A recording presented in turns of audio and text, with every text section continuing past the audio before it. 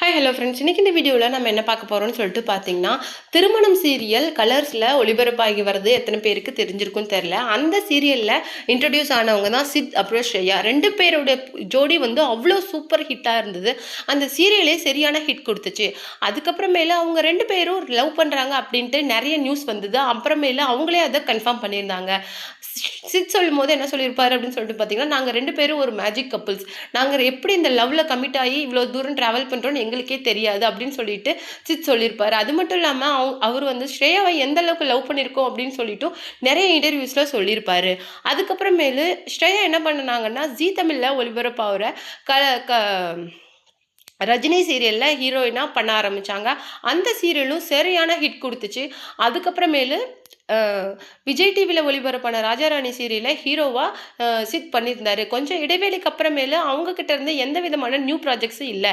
அது ஏன் அப்படின்னு சொல்லிட்டு சித் கிட்ட கேட்டும்போது அவர் ஒரு எல்லாருக்கும் ஷாக்கிங் சர்ப்ரைஸாக சொல்லியிருந்தாரு. அது என்ன அப்படிங்கிறத பற்றி தான் டீட்டெயிலாக இந்த வீடியோவில் நம்ம பார்க்க போகிறோம். வீடியோக்குள்ளே போகிறதுக்கு முன்னாடி நீங்கள் நம்ம சிபி ட்ரெண்டிங் பற்றி அந்த மறக்காம நம்ம சேனலை சப்ஸ்கிரைப் பண்ணி ஃபாலோ பண்ணிக்கோங்க. வாங்க வீடியோக்குள்ளே போகலாம்.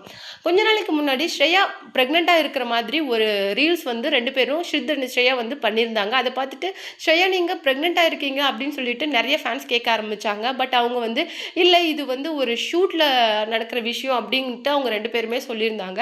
ஆனால் இப்போ கொஞ்ச நாளைக்கு முன்னாடி ரீசெண்டாக தலைவன் தலைவி படத்தில் வர ஒரு பாட்டை ரீல்ஸ் பண்ணும்போது ஸ்ரேயா வந்து ரொம்ப குண்டாக தெரிஞ்சிருந்தாங்க. அப்போ வந்து சித் என்ன சொல்லி சித் கிட்ட எல்லாருமே கேட்டாங்க, ஸ்ரேயா ப்ரெக்னெண்ட்டாக இருக்காங்களா அப்படின்னு சொல்லிட்டு கேட்டப்போ சித் அதுக்கு என்ன சொல்லியிருக்காரு அப்படின்னா, ஆமாம், கூடி சீக்கிரமே நாங்கள் இந்த சந்தோஷமான அனௌன்ஸ்மெண்ட்டை அஃபிஷியலாக கொடுக்க போகிறோம் அப்படின்னு சொல்லிட்டு சித் சொல்லியிருந்தாரு.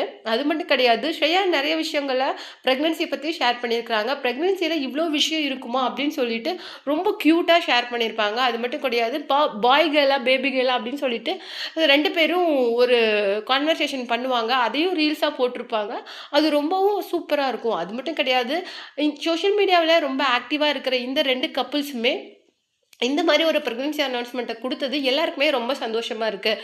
அது மட்டும் கிடையாது, நம்ம ஆலியா மானசா மாதிரி நம்ம சித் ஸ்ரேயா கப்புளுமே 2 பேருமே ஹிட்டான ஒரு கப்புள் தான். ஏன்னா ரொம்ப நாளாகவே நம்ம ஸ்ரேயா கிட்ட இருந்து ஒரு நியூ ப்ராஜெக்டை எதிர்பார்த்துட்டு இருந்தோம். ஆனால் இவங்க திடீர்னு ப்ரெக்னன்சி அனௌன்ஸ்மெண்ட்டை கொடுத்து நம்ம எல்லாத்தையும் சந்தோஷத்தில் மூழ்கடிச்சிருக்கிறாங்க. நீங்கள் இதை பற்றி என்ன நினைக்கிறீங்க அப்படிங்கிற உங்களுடைய கருத்துக்களை மறக்காம நம்ம கமெண்ட் பாக்ஸில் கொடுத்துருங்க.